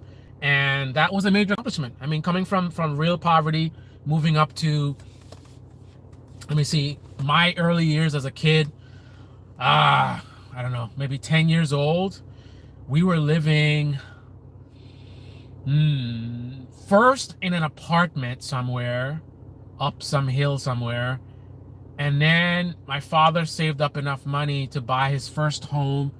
And that's back when you could do it, right? And he bought a home that was, it was unimpressive, shall we say, and a little bit flimsily built. We were next to a lagoon. There were some smells sometimes. There was a cow pasture there. So there were definitely some smells sometimes. I almost drowned in the lagoon in the backyard one time. That's a story for another day. And there were the projects were not too far from us. So the projects was like, you could probably walk there in less than 10 minutes. But we were it was a home. It was like a small little like a cul-de-sac type of thing. And our house kept getting broken into. You know, we would come home and they stole the TV again. You know, so that's where he went to, and then finally later in life he got this house that was a nice house, newly built. I think we were the second owners of the house, and it was for the neighborhood that we were in, it was definitely one of the lower houses, like definitely, like I would say the average house was definitely nicer than ours, but our house was nicer than the average house on the entire area. Like neighborhood wise, we were on the bottom, but in terms of the larger scope, let's just say city, it was definitely better than average. And that was hard work, man. He worked his way up. He got his degree. I think he got his master's degree. And then he was a professor at a university. He was teaching in school, and then he got this house. So he worked his way up. So he's not an idiot, and he's definitely a hard-working guy, right? That being said, whenever we have debates about religion, no disrespect to my father, but it's like his IQ dropped dramatically. He was definitely operating at a much lower level than he's capable of. And he would start saying things that didn't make any sense. And so my father was a very honest man, right? Very, very honest. You could take what he says to the bank. And so was I, his son, right? Like father, like son. I remember my first boss out of high school. I'll never forget. He said to me, it was kind of a weird thing to say, whatever. But he was just trying to express like how much he trusted me, whatever. He was like, something like he would trust me with his wallet or something like that. So whatever. That was weird. He was a weird guy. He was a very weird guy. Whatever. But he was a very, very, very honest guy. But the few times that was not the case was during religious debates. So think about that. You have a guy who's very honest, right? With me, his son, his children, his wife, his colleagues, his friends, honest guy. Everybody knows my father says something, you can take it to the bank, right? It takes a debate about his religious beliefs for him to be dishonest. Like if I were to quantify, it's extremely rare that my father would be dishonest about anything. I mean, you're talking about less than 1% of the time, I would say. But I would say 98% of the time of that 1%, of that less than 1% that he's being dishonest, it's a religious debate. Why is that relevant? My father is deeply, deeply religious. It's his entire life. It's something he really believes. His entire life he's believed in this thing. And then he's talking to me, his son, the analyst, right? And the way I am and my career, my specialty of over 2 decades is revolving around my analytical abilities, right? I've been very, very successful because of my analytical abilities, right? Work for some of the top companies in the world because of that skill set. So you put me, who is very skilled in that realm of critical thinking and breaking things down, thinking deeply, thinking logically, and you put that up against a guy who is deeply entrenched in his religious beliefs. And it's a scary position to be in for my father. right? Because I was obviously able to bring up flaws in his reasoning, flaws in his beliefs, and that is terrifying, right? So, as a human being, it's kind of like a survival thing where we protect ourselves from harm. My father's brain basically shields him from an uncomfortable truth that some of the things he believes in may not be true, right? Because think about the idea of devoting your entire life to something that might not be true. That is scary. I mean, that's something where, man, I mean, listen, I was brought up religious, so I had my moment. I mean, I was much younger, so I didn't have decades of it. And it was tough for me. I can't imagine decades later to have this kind of process. Like I went through my de-grooming, my whatever you call it, de-brainwashing, where I had a moment. This came after the death of my mother, was part of what got me thinking about certain things. And I think that was one of the initial catalysts. And then as I got older and started learning more about the world and how things work and reading, then later in life, I had another moment where I started doing a lot of introspection and started questioning a lot of my beliefs and ideas. And it was very uncomfortable, man. It was very uncomfortable because I also believed like my father, right? And it was scary. So when I challenge my father's point of views, he will just evade, totally ignore a point that I made. So I say something and it's like he didn't hear what I said, or he'll try to distract and talk about something different. I mean, we've heard these tactics before, right? And if he really gets cornered, I've had him basically lie to me. And think about that. A father who, less than 1% of the time, he might be dishonest. 98% of the times that he's dishonest, it's defending his religious beliefs. That is a strong statement of the state of affairs. And the same thing applies to, if you like Trump and you're in that MAGA movement and you're following this conservative movement and you're listening to these right-wing media folks who have been for decades, giving you these ideas, communism, socialism, right? And you not being humble enough to recognize, your weakness as a human being that we all have, that, when you're consuming this content over and over again, the effect that it's having where somebody else's ideas are becoming your own. And then you will go around and you'll argue. There's so many people that you will sit there and you will challenge them on something, and they will argue passionately for hours with you about something that's not even their point, right? The arguments they're making are not even their own, right? And then when you try to challenge them to defend their points, they can't, because it's not their thinking. Somebody else constructed this idea and kept, bombarding them with it. And over time, they adopted it as their own, not realizing this because it's happening like almost subliminally or subconsciously, right? So you don't recognize this. So now you have this new data that's in your brain now permanently or semi-permanently, right? And you're not even aware of how it got there.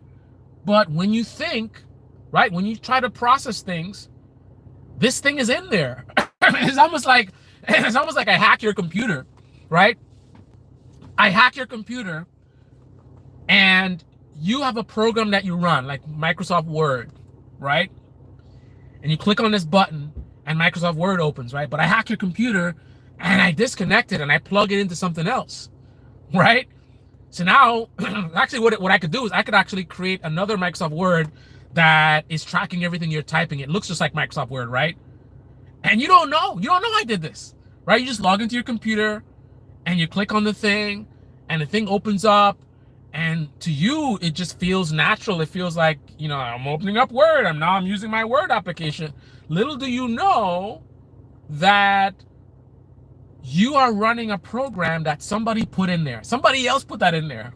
Somebody modified what you had in there. This is somebody else putting this thing, and now you're using this thing that somebody put there. That is, I think, a good analogy for how the propaganda works, to where people will go around and they will debate and argue about things that it's not their ideas, it's not their view, right? It's something that somebody else put in their brain, and I think this is difficult to accept because the humility that's required. I mean, the idea that you could have somebody else go and manipulate it in such a way to put ideas in your, like, I'm smarter than that. I'm not some dummy. Somebody's not gonna, like, only dummies get brain. No, no, that's not true, right? There are very, very smart people in cults, right? There are very, very smart people in cults. There are very smart people who um, are wrong about many things and who have been scammed, right? So it's not about whether you're smart or whether you're dumb, right? And that's the first mistake, right? If you have this idea that you can't be scammed, that you can't be tricked, that there's no way somebody could manipulate you in such a way, that is proof that you can be manipulated. The very fact that you think it's preposterous that the people you listen to could be putting these ideas in your brain and you could be arguing stuff that aren't your own ideas, the very fact that you would completely potentially reject that notion tells me that you are a prime target to be manipulated, right? It's the ones who think that they can't be manipulated who are the easiest ones to manipulate, right? It's like I always talk about this red pill, blue pill thing, right?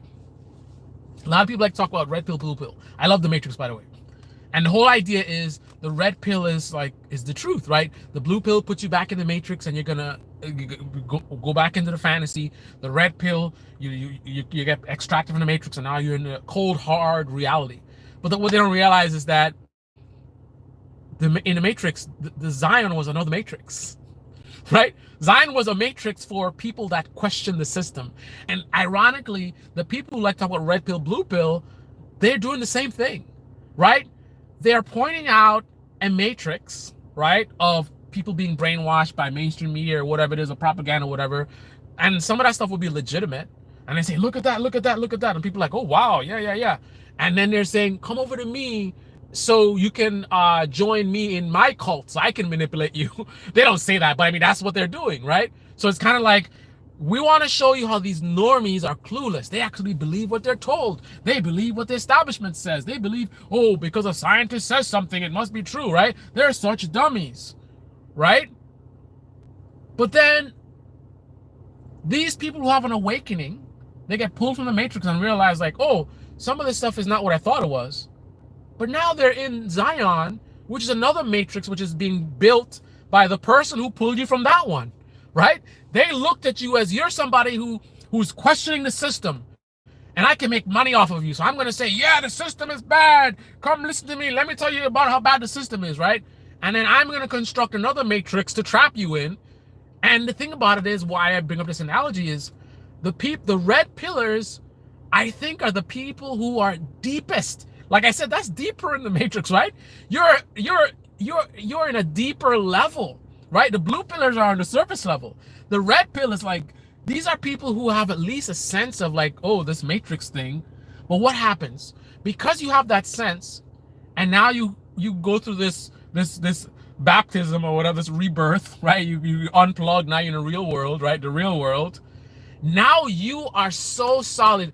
Like, the idea of you questioning reality at that point is very difficult because you are so solid in your belief of reality because, I got out of it. It's almost like Inception, right? I got out of it. Like, surely this is the real thing, right? Just like in real life, people follow these red pill people and they feel like they're finally in the know, right? They are more confident than anybody else. The blue pillars, you can actually appeal to them, right? That's how you get them into the red pill, right? You can appeal to the blue pillar, right? Because they don't have that level of confidence that the red pillar does. The red pillar is super confident because you're like, I figured it out. All these dummies, and they just believe in everything. And no, I know, I'm thinking for myself, and I'm doing my own research, right? And then to try to appeal to these people, like, if I have a choice to try to appeal to a brain dead blue pillar who's just following whatever the mainstream narrative is, and some red pillar, I would choose the blue pillar, right? Because the blue pillar, at least this person I could talk to and reason with, but the red pillar is going to have such a level of arrogance because you figured it out and you're unplugged from the matrix that they're trying to hear nothing I have to say. Anything I say to them, oh, you've been watching liberal media and this and that. Right? Anyway, this live stream is going on way too long. Thanks for the 30 likes. I really appreciate it. Did you vote for Hillary? No, I did not. Do you really think Kamala Harris would be better than Trump? Absolutely, without a doubt. And I say that by being a person who also, while being a person who thinks that Kamala Harris is a fraud. She is a fake. She wasn't going to do, probably, I mean, she could have, but I don't think so. She wasn't going to do even half of what she was saying she was going to do. Let me tell you what would happen. If Kamala Harris would have won, the stock market would have been way higher than it is now. Prices would be much lower than they are now, in general, right? A lot of small businesses that closed would still be open, right? In fact, there might be an expansion of some small businesses because she was proposing some programs, which, I mean, she would have to do something. So maybe she would have done some of those programs if they were easy wins. So you might even have some more small businesses, right? So an expansion of small businesses, prices being lower, the stock market being lower, your retirement plan being higher, right? And some dummies, like a lack of critical thinking, they think the stock market is actually fine, it's fully recovered. They don't realize that we're back to where this started, right? So if Kamala was president, not doing the trade war, the stock market would be way higher than it is now. Based on the trajectory that it was on, it would be way higher than it is, right? So all we did is we went back in time, right? But anyway, so absolutely, I think she would have won. She would have done the bare minimum. But because the economy was recovering and things were on a positive trend, except for where it's not, right? With the costs were definitely too high, but they were coming down and they would probably continue to come down on the Kamala. They wouldn't come down enough though, so people would still be struggling. But overall, things would be more positive. However, all these Luke Beasley and what's his name, Adam Mockler and a lot of these liberal media folks and progressive media folks, they'll be sitting there cheerleading. And first of all, the right-wing media would come up with a whole lie that the election was stolen, and that would be the thing to get clicks, right? So all they would be talking about is, oh, look at them, they're lying about the election, this and that, or whatever, and the drama and trying to get their clicks and whatever.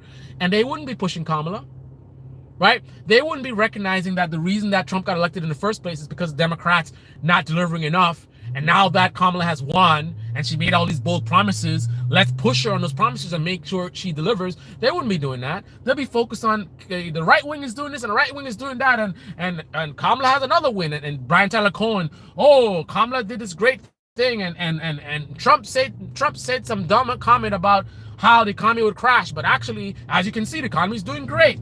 So it'll be cheerleading, which allows her to do bare minimum, which means things would be far better than they are now, but things are pretty bad right now. Far better than they're not under her, but the reward of the far better would be another lunatic Republican winning after her term, because a lot of people are already suffering. They have been suffering, right? And the economy continuing on a positive trend like it was before Trump got elected, it's not gonna fly, man. People are struggling to pay rent. They're struggling to pay their mortgage. People are struggling to survive. So the bare minimum and an economy continuing on a generally good trend would not cut it, right? So that would mean, once again, there'll be a lot of people angry and disappointed that the Republican and right-wing media would tap into and weaponize that anger to put another wacko politician in the office. So, yes, it would be far better, but it would also be awful as well. Just not as awful as it is now.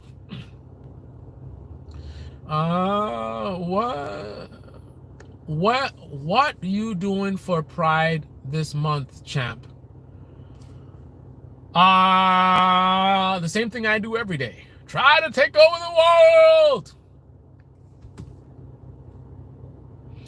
If you were raised by a real man, you would not be on the internet bashing other beliefs. That's a good point. You got me on that one. Straw manning. The loudest are always the weakest. I agree. You probably had a really great father. I did. Forgive your parents. Get over it. You get nothing. It's all about control. Bro, you're like 60 years old, pulled over in your truck talking about Trump. So you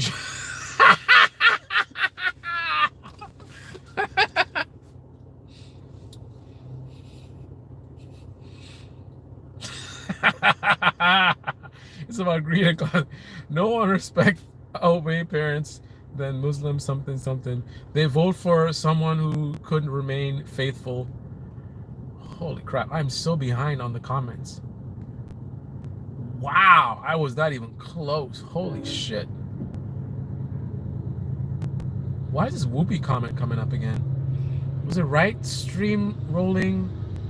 Was in right steamrolling Iraq and Afghanistan? I'm not sure what you mean by that. So did you vote for Hillary? I think I answered that already. What a dope. Yep. We don't need to fight Iran. I agree. They all bend the knee eventually. Absolutely. Leave it to Israel and Iran to fight it out. Yep, 100%. I think Israel needs to man up. I am not anti-Semitic, but I'm curious. Let me clarify what I mean by that. I don't care where you're from, where you're born, or any of that stuff. I'm not prepared to be like, you know, all Jewish people are bad or something like that. But I am prepared to say that apparently, as far as Israel as a country, and as far as the culture of that country, I have very, very negative views on it. And I think, and I guess it's fair. Someone in Israel or another country could say the same thing about America. And I would like them to treat me the same way that I would treat someone who's from Israel or someone who is a Jew, right? I treat you as an individual. I may recognize that the culture of your country is hugely problematic, to say the least, but I can recognize that you as an individual has an ability to be your own person and not subscribe to that culture. Because, for example, the culture of where I'm from has a lot of negatives to it. So if you wanted to sort of brand me with that, you know, that would be bad on my part. I believe that I've adopted the positives of my culture and I've rejected most, but not all of the negatives, right? So I'm pretty sure that the same thing, I should say I'm pretty sure, I'm positive the same thing applies to people who are from Israel, people who are Jewish. But again, I have no fear of being very explicit in saying that I believe there is, and I lack the correct words to use, so I'm using perhaps not the right words, but I believe there is a massively problematic culture in Israel, right? And I'm not basing it just on what the government is doing, right? Because the government can do a lot of crazy things, but I have to look at what the reaction of the people are. And I know there's people that definitely disagree with Bibi and all this kind of stuff, but overall, I'm not seeing massive sort of pushback on what Israel has been doing. So it seems to me like, and I don't know what kind of propaganda they got going there, but it seems to me that there's a culture there where there's some very disgusting and immoral ideas that are very popular and common. Now, again, in fairness, someone in another country, I think in fairness, could use the same thought process against America. Because although, just like how I am an American and I do not adopt a lot of the negative stereotypes of Americans, not all of them anyway, or not many of them anyway. I'm sure there's some American negative stereotypes that I adopt because I am an American after all. But I would say some of the worst stereotypes of Americans, I don't adopt them, right? But the reality is, when a person like Donald Trump can be president in this country, right?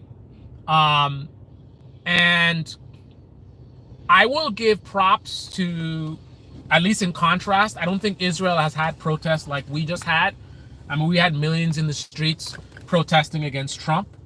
If Israel had that percentage of their population in the streets, at least I could give them some level of respect and say, okay, at least there's a sizable part of the population that's kind of like this is wrong, but I don't see it, right? I don't even see our numbers, and our numbers are pitiful, right? I'm sorry to say, again, if you're in left-wing media, you would look at the protest, the No Kings protest, as great, and that was awesome. And I'm not saying it's negative. There are positives to it. It's great that people, so many people went out, but it was an embarrassment, right? The fact that we didn't have at least 20 to 50 million people in the streets. Let me say it again. At least 20 to 50 million people in the streets. Until we get those kind of numbers in the streets, I think it's fair for other people in other countries to have a negative view of American culture, right? Because that says that there's enough people in this country that either agree with the dishonesty and the corruption that's happening in the current administration, or they're okay with it enough that it doesn't bother them enough for them to take any concrete action. They might tweet online and they might say, Trump sucks and whatever, but they're not willing to put their money where their mouth is, right? Puerto Rico, and I hate that I feel like I'm the only person who has made this point. It's like people don't, it's like, maybe it's an uncomfortable truth. Puerto Rico, they had very corrupt people in their government. And they had, I think, what's an equivalent of a third of their population, which would be 100 million in the continental United States. They had the equivalent of 100 million people in the streets. And they had multiple politicians step down pretty quickly, right? That is what it looks like when you have a massive rejection of corruption in the government. We have a lot of rejection of the corruption in the government, but it's not yet at those levels, right? But we're so used to Americans being so, like, our backs are broken. Like, back in the day, we really fought for things, but we've gotten so weak and we just take so much and we just, it's kind of like, whatever, we have that kind of an attitude, which is, it's embarrassing, when you look at in history, the people that have fought in the past for all the freedoms that we have now, and we look at this generation, it's a joke, right? But the reality is that because, people haven't really been fighting back in the way that they should, the fact that the last protests were historic gets more credit than it should. So it was an embarrassing number of people in the streets. Now, I know bad faith people on the right try to pretend like it was a flop and nobody showed up. A ton of people showed up, right? That's a lie. However, the amount of people that should have showed up if this country wasn't in as bad of a state as it is, that didn't happen, right? 2 million or whatever it was, 5 million, whatever it was, like, that is an embarrassment. We need to see 20 to 50 million people in the streets. And it's not just a random number. When you see those, just like how you saw politicians step down in Puerto Rico, if we had that percentage of the population in the streets, that would terrify so many politicians that you would see a drastic change in behavior. But unfortunately, our system is so, it's like the system is so rigged against us, because that would actually hurt us in the end. I hate to say. So 50 million people hit the streets protesting what's happening in the Trump administration. Politicians get terrified such that the Republicans start pushing back against Trump, and Trump eventually ends up caving and he starts backing down because he starts losing massive support, right? So how do we lose? What happens is, by the end of the 4 years, because Trump stepped back and stopped doing so much insanity, like the natural energy of America at this point, to some degree, right? I know there's a part where it's just been festering and festering, but a big part of America, the natural tendency is for growth and for things to get better over time, right? So if Trump just, you know, stepped back, and actually if he literally did nothing, if he just like hung out and like did golfing or whatever, naturally, us as Americans, small business owners, corporations, we would fight and we would find ways to survive and thrive. Not everyone. There's, like I said, there's a part of a country that's festering and it's falling behind, and those people will continue to fester. But as far as the country overall, we talk about GDP and things like that, the country would continue. That's the natural tendency. So if enough people pressure Trump to back down from what he's doing, and he started, let's not be so crazy with the ICE raids, and let's back off on this, and let's kill the trade war stuff, you would see the stock market surge, right? So at the end of the 4 years, the stock market would probably be relatively good if you average it out, right? And people would forget the first 100 days, and they would, just like how, remember, when Trump left, it's not like I'm just making stuff up. We already saw this. When Trump left in his last term, he was hugely unpopular in his own base, right? Yet, in this election, he somehow magically got way more popular after being out of office, right?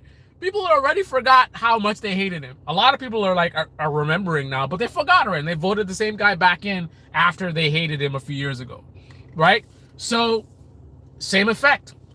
100 days of this horrific nonsense, and then enough people protest. He backs down, takes it easy. The natural tendency of a lot of America is for growth and things that are positive.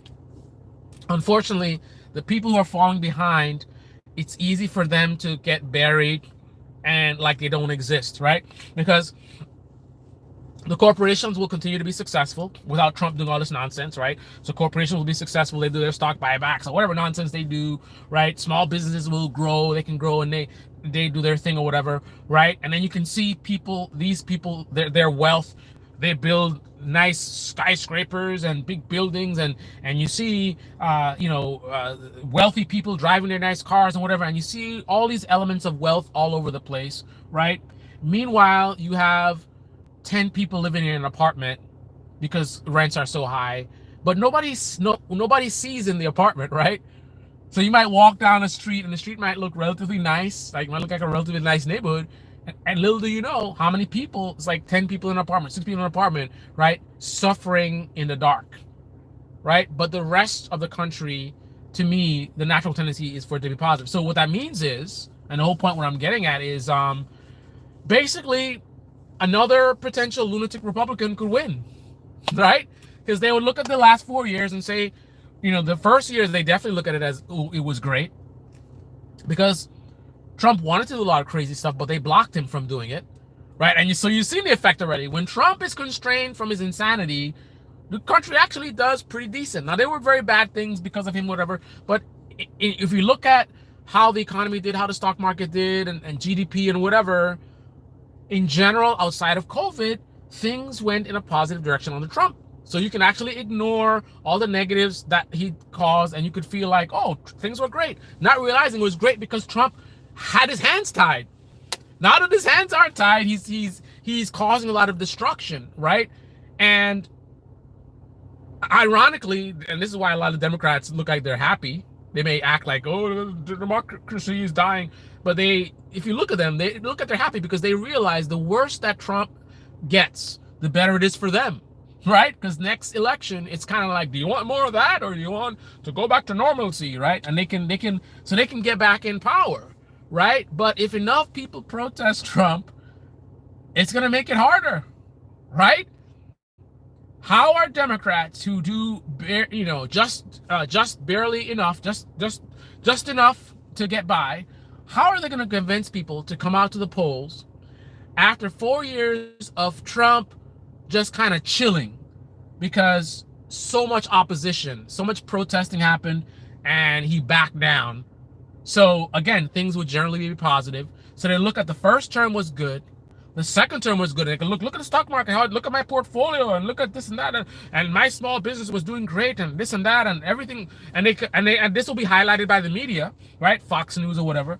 So it's kind of like, Voting Republican got us a great first term of Trump, a great second term of Trump. Like again, the first 100 days disappears really quickly if enough people protest. I hate it. It's like it's rigged. It's rigged.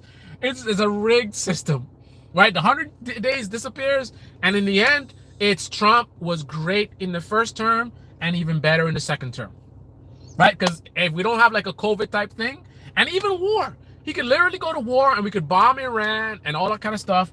But when all is said and done, at the end of the 4 years, the net effect of hearing for 4 years from partisan media, Trump is great and Trump is wonderful and look how great and we're winning again and look at the GDP and the stock market is and this is great, and if Kamala had won, the market would have crashed.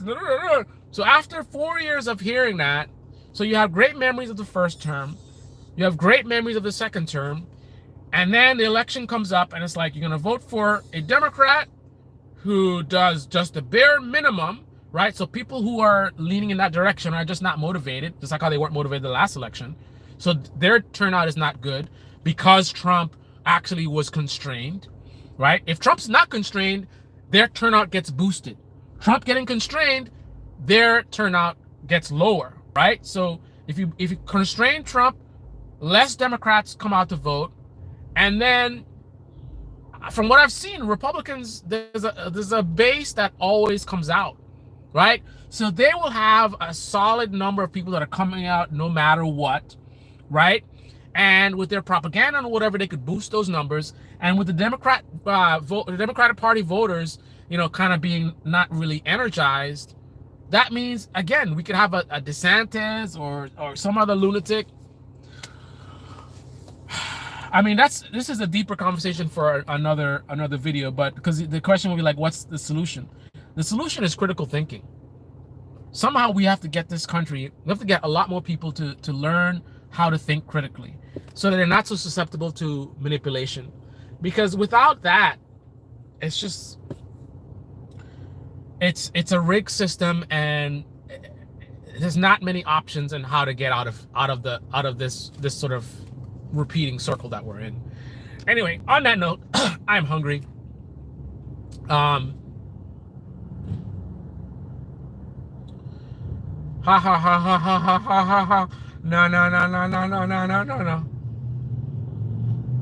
Yeah, I remember something about some nukes. Alright guys, this has been way too long of a live stream. I'm out, guys. This is the Debate Me channel, debate me in the comment section below. Try that again. This is the Debate Me channel, debate me in the comment section below. Maybe I just say it normally. This is the Debate Me channel. Debate me in the comment section below. Click on the like button, subscribe, smash that bell. Be well. I'm so burnt right now, physically and mentally.